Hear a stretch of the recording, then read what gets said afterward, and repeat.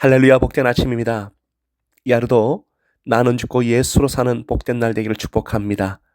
또한 말씀과 성령과 말씀으로 승리하는 이 한 날 되기를 축복합니다. 오늘 저와 여러분이 함께 보실 말씀은 창세기 28장 10절에서 15절 말씀입니다. 10절, 11절 먼저 읽습니다. 야곱이 부엘세바를 떠나 하란으로 가다가 어떤 곳에 이르렀을 때에 해가 저물므로 거기에서 하룻밤을 지내게 되었다.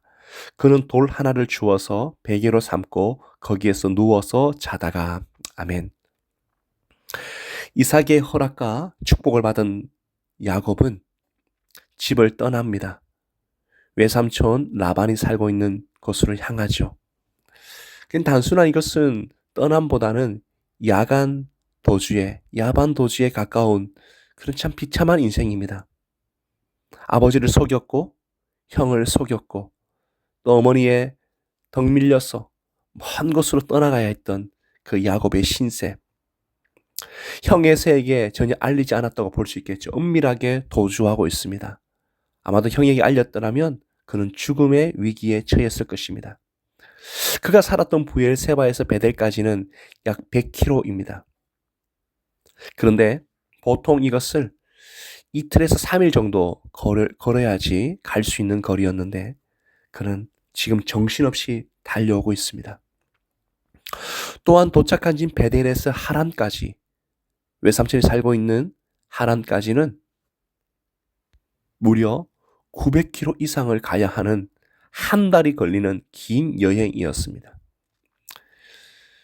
형을 피해 도망하다시피 달려온 야곱이 지친 몸, 지친 마음, 이제는 갈 곳 없는 처량한 신세가 되었습니다. 한번 잠깐 생각해 볼까요? 그는 하나님의 복도, 하나님이 정해놓은 모든 그런 관계도 자기가 통제하고 싶고 자기가 빼앗고 싶은 욕심이죠. 욕망이죠. 인간의 야비한 생각이죠. 그로 인해서 완전히 그의 삶이 나락에 떨어졌죠. 그가 돌베개를 베고 자고 있습니다. 여러분, 우리가 가끔씩 돌침대에 주무시죠. 돌침대에 주무시는 분이 있지만 돌베개를 베고 분은 없습니다. 돌베개를 베고 자면요, 머리가 깨집니다. 얼마나 아픈지요. 저도 베본 적 없거든요. 목이 아마도 부러질 것 같을 거예요. 그런 비참한 신세. 그는 그 밤에 많이 울지 않았을까요? 왜 그랬을까? 자신의 모습을 후회하진 않았을까요? 그리고 미래에 대한 막막함이 있지 않았을까요? 100km나 되는 이 먼 길을 2, 3일이 아니라 하루 반나절에 미친 듯이 달려왔습니다. 오늘 성경에 보니까 참 이런 말을 하죠. 해가 저물므로. 가야 할 길은 첩첩상중인데, 가야 할 길은 이역만리인데 해가 지고 있어요. 절망이죠. 해가 지는 순간. 여러분, 이것이 바로 지금 야곱의 인생이고 지금 신세입니다. 그러나 놀라운 것이 있습니다. 인간의 절망이 하나님의 시작입니다. 인간의 절망이 하나님의 시작인 때가 너무나 많습니다. 오병이어 사건에 보면 빵이 떨어지고 먹을 것이 없는 그 순간에 드디어 하늘문이 열린다는 사실이죠. 13절이 그 내용이죠. 12절 13절에 보면 꿈을 꾸었다. 그가 보니 땅에 청개가 있고 그 꼭대기가 하늘에 닿아 있고 하나님의 천사들이 그 청개를 오르락내리락 하고 있었다. 주님께서 그 청개 위에서 말씀하셨다. 여러분, 말씀을 한번 잘 보십시오. 계단이 있는데 그 꼭대기가 하늘에 닿았어요.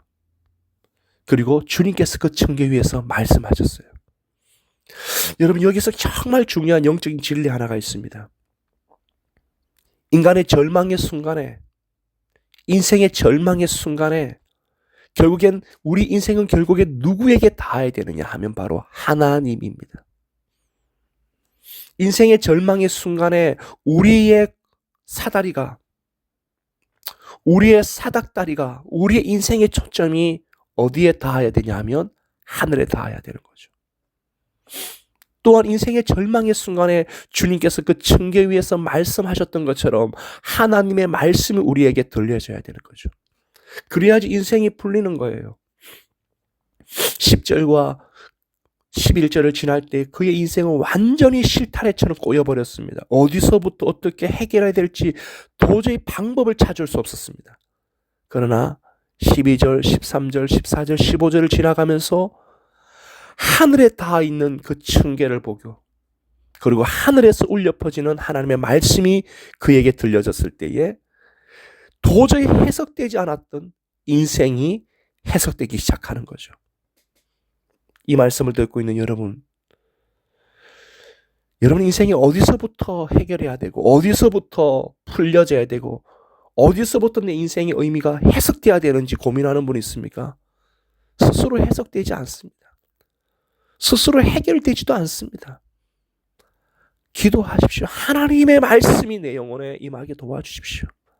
하나님의 말씀이 내 삶을 해석하고 하나님의 말씀이 내 인생을 해석해낼 수 있도록 그 아름다운 은혜가 있기를 주의 이름으로 축복합니다. 13절에 보면 하나님께서 놀라운 말씀을 하시는데 나는 주 너 할아버지 아브라함을 보살펴준 하나님이요 너희 아버지 이삭을 보살펴준 하나님이다. 내가 누워있는 이 땅을 내가 너와 너의 자손에게 주겠다. 먼저 하나님을 보시면요. 하나님이 그렇게 표현하세요. 너희 할아버지 너희 아버지 이삭과 아브라함과 이삭을 보살펴준 하나님이다. 영어에 보니까요. The God of Abraham, Isaac 됐어요. 아브라함의 하나님이고 이삭의 하나님이다. 제가 지금 세 번역으로 여러분하고 보고 있는데요. 보살펴준 하나님이다.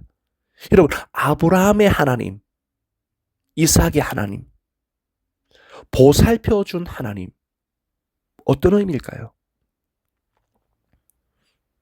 아브라함에게도 이런 절망의 순간이 있었잖아요. 이삭에게도 이런 절망의 순간이 있었잖아요. 그때마다 하나님은 정말 섬세하고 치밀하고 따뜻하게 그들을 보살피며 함께 하셨다는 주님이죠. 여러분 보살핌이 있죠. 보살핌을 여러분 받아보셨어요? 아이를 키울 때 어린아이가 그 베이비가 부모님의 보살핌을 받습니다. 먹을 것을 주고 추우면 옷을 입혀주고 더러워지면 씻겨주고 그 따뜻하게 어머님의 손길이 아버지의 손길이 닿고 보살핌을 받는 것처럼 하나님께서 아브라함과 이삭을 그렇게 돌보시고 보살펴 주었다. 지금 야곱에게는 아무도 보살펴 주는 사람이 없습니다. 철저하게 혼자가 되었습니다. 그러나 그때 드디어 하나님께서 그에게 내가 너의 진짜 보살펴줄 하나님이라는 거예요. 여러분 사실 그래요. 우리가 인간이 도움을 주고 가족들 도움을 주고 친구가 도움을 주지만 정말 결정적인 순간은 하나님이 우리를 도와주셔야 되거든요. 하나님밖에 없거든요. 여러분 이 말씀을 듣는 여러분의 인생에 지금 하나님 말씀하세요. 내가 너를 보살펴주는 하나님이다. 내가 너를 보살펴주는 하나님이다. 야곱에게뿐만 아니라 저와 여러분에게 이 아침에 말씀하는 이 음성을 들으시기를 주님을 축복합니다. 두 번째 오늘 이 말씀을 보면 우리가 성경신학적으로 볼 수 있어요. 왜 아브라함과 이삭을 이야기할까요? 그리고 이제는 내가 너의 하나님이 되겠다고 말씀할까요? 아브라함의 하나님, 이삭의 하나님, 야곱의 하나님이 되겠다고 말씀할까요? 그리고 14절, 15절에 보니까요. 너의 자손이 땅의 티끌처럼 많아지고 동서남북 사방으로 퍼질 것이고 내가 어디로 가든지 너와 함께 하시고 이 땅으로 다시 오게 하리라. 그러니까 내가 너에게 땅과 자손을 주겠고 너를 통해서 사명을 이루어 가겠다라고 말씀하고 계세요. 왜 지금 이 말도 되지 않는 이 인생을 향해서 하나님은 이 놀라운 축복을 말씀하실까요? 바로 여러분, 이게 정말 중요한 얘기거든요. 커버넌트, 언약을 성취해 가신 하나님을 볼 수 있는 거예요. 다시 말씀합니다. 우리가 야곱을 볼 때요, 두 가지 시선으로 같이 봐야 돼요. 하나는요, 한 개인을 향한 하나님의 축복과 위로와 이 야곱 자체를 변화시켜 가시는 하나님의 인생이 있어요. 그건 너무 귀하죠? 근데 거기만 멈추면 안 돼요. 하나가 뭐냐 하면, 하나님은 지금 야곱을 통해서 하나님 나라의 큰 그림을 만들고 계시다고요. 창세기에 아담과 하와가 범죄하고 난 다음에 세상 나라가 이루어지고 있어요. 가인을 통해서 이루어지는 세상 나라. 이 세상 나라는 힘과 무력과 자신의 욕심으로 세워져 가는 나라죠. 그게 창세기에 또 넣으면 바벨탑으로 이어지잖아요. 그런데 하나님은 이 땅에 하나님의 나라를 세우기 원했어요. 그 사람을 바로 불렀던 사람이 바로 아브라함이잖아요. 아브라함과 이삭과 야곱. 여러분, 아브라함도 연약한 자고요. 이삭도 연약한 자고, 야곱은 너무 정말 인간적으로 보면 상대하기 싫은 인간일 수도 있어요. 그러나 그런 연약한 자를 통해서 하나님은 어떤 일들을 이루어 가시느냐? 하나님 나라의 빅픽처를 이루어 가시는 거예요. 야곱을 통해서 무려 12지파가 만들어지는 이 초석을 깔고 있다는 거 아십니까? 여러분, 그래서요, 나는 부족해, 나는 연약해가 아니에요. 하나님이 우리 인생을 사용하시고 하나님이 우리 가정을 붙잡으시면 하나님의 놀라운 어마어마한 일들이 일어나는 것입니다. 지금 하나님은 그 그림 속에서 아브라함과 이삭과 야곱을 얘기하면서 하나님 나라의 그 언약을 이루어 가시는, 하나님 스스로 말씀하신 그 약속을 이루어 가시는 그 비전을 이루어 가신다고요. 이 아침에 여러분, 기도하셔야 돼요. 여러분 가정을 위해서, 우리가 섬기는 은혜인 교회를 위해서 기도하셔야 돼요. 하나님, 우리 가정이 이렇게 살다가 끝나지, 우리 교회 이렇게 몇 명 모이다가 목회 끝나지, 사회 끝나지가 아니에요. 하나님, 크고 작음과 높음과 유명함이 아니라 하나님, 우리 가정을 통해서, 우리 자녀를 통해서, 우리 교회를 통해서 하나님 나라가 보여지는 그 은혜를 보여주시옵소서. 여러분, 인생을 놓고도 기도하십시오. 하나님, 내 인생이 부족하고 연약하지만 하나님, 내 인생을 통해서 아브라함의 하나님, 이삭의 하나님, 야곱의 하나님의 그 큰 그림이 이루어지시도록 주님 역사하여 주시옵소서. 기도하는 이 아침 되기를 축복합니다. 마지막 말씀입니다. 16절에 보니까 야곱은 잠에서 깨어 잠시 혼자 생각하였다.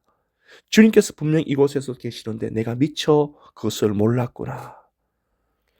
여러분, 지금 야곱은 놀라운 깨달음을 발견한 거예요. 유레카라 그러죠. 유레카. 그러니까 내가 알고 있는 것과 내가 경험하는 것이 맞닿는 순간. 알고는 있었어요. 하나님 어느 곳에든지 계시다. 하나님 살아 계시다. 알고는 있었는데 이것을 경험한 적이 한 번도 없는 거예요. 그가 알고 있던 내용과 그가 경험한 내용이 정확하게 맞닿는 이 순간, 그는 드디어 이렇게 말합니다. 하나님이 과연 여기 있었구나. 하나님 정말 여기 있었구나. 그는 깨닫고 하나님을 하나님으로 처음으로, 그의 인생에 가장 처음으로 고백하는 순간이 바로 오늘 베델의 사건이죠. 내 아버지의 하나님이 아니에요. 내 어머니의 하나님이 아니고 내 부모님 아브라함의 하나님, 이삭의 하나님이 아니라 나의 하나님으로 고백하는 그 순간이 바로 오늘의 야곱의 현장입니다. 말씀을 정리합니다. 우리 하나님 어떤 신분입니까? 보살펴 주신대요. 우리 하나님 어떤 하나님입니까? 막막한 인생, 더 이상 한 걸음도 갈 수 없는 그런 처절하고 어려운 인생을 향해서 주님은 찾아오셔서 그에게 상상도 못할 하나님의 언약과 비전을 이루어 가시는 큰 그림을 만들어 주신 하나님. 우리 안에 어떤 하나님이십니까? 알고 있는 하나님이 아니라 내가 알고 있는 그 하나님이 실제로 우리 삶 속에 역사하시는 살아계신 하나님이세요.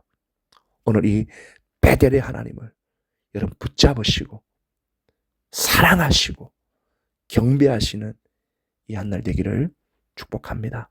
기도하시겠습니다. 하나님 감사합니다. 우리의 눈을 여셔서 하늘을 바라보게 하시고 우리 인생에 하나님의 말씀이 들려지게 하시고 가장 절망적일 때에 하나님 손을 붙잡는 우리의 인생이 되게 도와주시고 누구의 하나님이 아니라 나의 하나님을 붙잡고 이 하루를 살아내는 은혜가 있게 하여 주옵소서. 예수님의 이름으로 기도드립니다. 아멘.